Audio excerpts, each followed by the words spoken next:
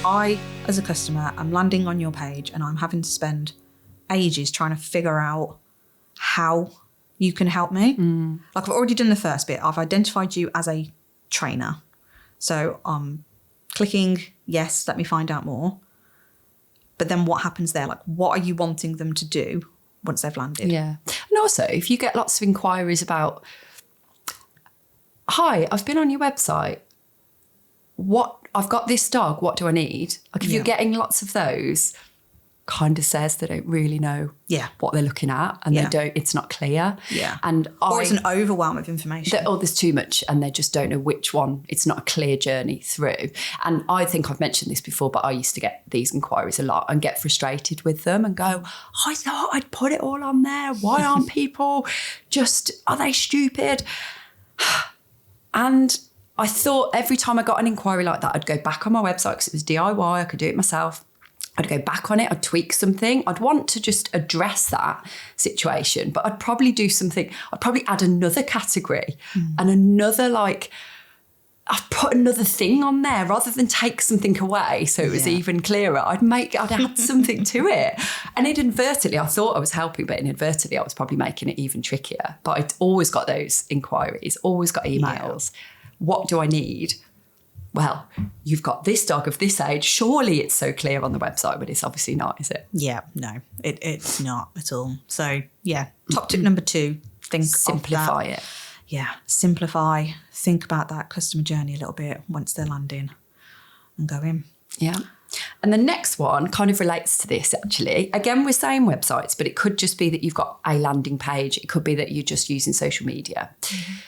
How wordy is your information? Is your messaging hidden in vast amounts of fluff that isn't necessary? Everybody loves the fluff. Oh my gosh. Because again, it comes from that point of validation and justification and going, I really want you to work with me and this is why you should work with me. La la la la la la la la la la, reams and reams of stuff. Yeah.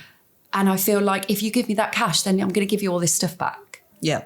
That's how it really comes across. Yeah, it comes across as a bit desperate. Yeah. It comes across as a little bit unprofessional, which I know is a really hard to hear thing, because ultimately there's a phrase that I've heard over the years where if you find yourself telling people, then you're not really helping that kind of sales process or that relationship, because if you're just telling someone about you and why they need to pick you and it's all about you, which is what ultimately creates all that fluff, isn't it? But this is a bit about me. I've done this course and this course and this course.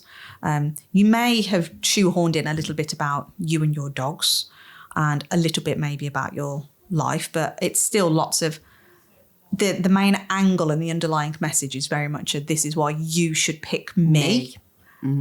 Not this is how I can help you with this issue or struggle.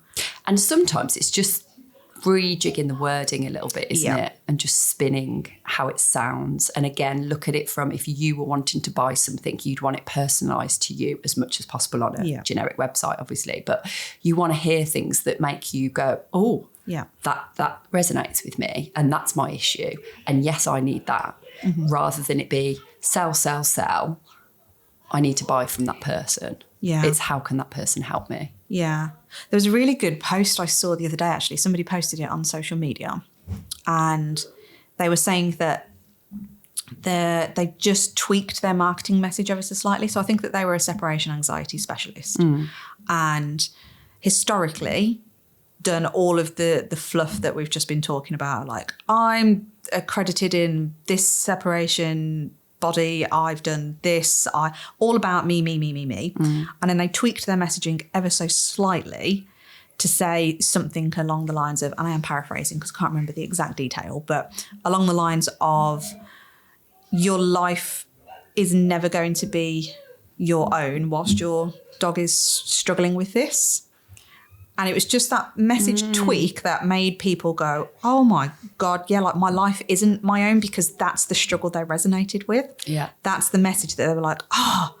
Whereas historically, and again, quite generically, a lot of people put those messages out to go, this is all about me. I'm a separation coach. So if your dog is struggling with separation, if your dog is blah, blah, blah, you know, you can chop and change it to any different type of behaviour. But that slight message tweak really spoke to the end user, which was the client, who was then going, and apparently they had like their best month ever just from that slight tweak in messaging. Wow.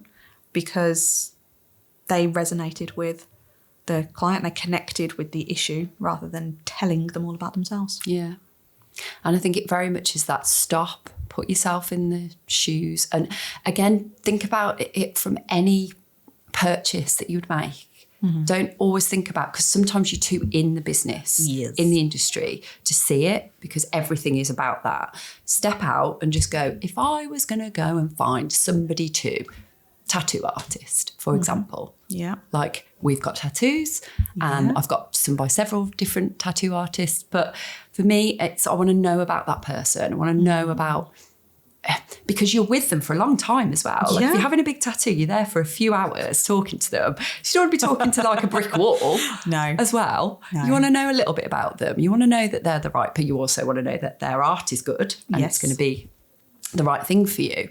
But you also, but we were talking about this, weren't we? About there's so many professions that could do with making the process easier of booking and like the deposit thing and all that kind of stuff. That's not a conversation for today. But it's thinking about it, if you were going to buy something like that or make a big investment, because it's investment for life. When you've got something tattooed on you, it's never going away. So it's an investment for life, and it's a cost investment as well. So you've got to kind of look at it from all these different industry angles, haven't you? Don't just think about it in terms of dog stuff. Yeah. But yeah, so cut the fluff, basically. Cut the fluff. And less is more, don't you think? Like a lot of the time on things like websites, just having like punchy, almost like keep people guessing is a good angle, it is, isn't it? And again, it's remembering the purpose of all of these different things. So we'll get into loads of the different marketing strategies in other episodes and in our trainings that we do in the Facebook group. But you have to really look at people's attention spans. And they're short. I don't know any time I've ever invested a hell of a lot of time researching or like I felt really invested in going through somebody's website for anything. No. Maybe my uni stuff, but there's a reason I've got to do that for a bleeding assignment. But aside from that, I'm still literally scanning to go like, where's the information? What's the key bit? And I'm off.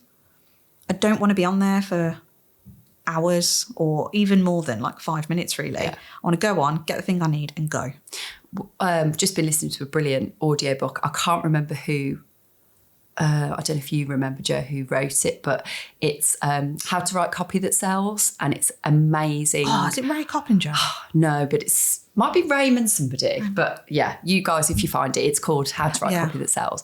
And it's such a great book for just really clear tips on how to lay things out, what to not put too much of, what to put more of, and just make it so that your client is seeing the information, because the information's lost a lot of the time because it's within this body of paragraphs and paragraphs of stuff that the actual stuff you want them to see, it becomes white noise. So it doesn't pop and it doesn't stand out. Whereas this book is just brilliant at just like helping you go bullet point that because and put that in a different type of text, or put that at the top or put that at the bottom or whatever. So that kind of thing is good for learning about.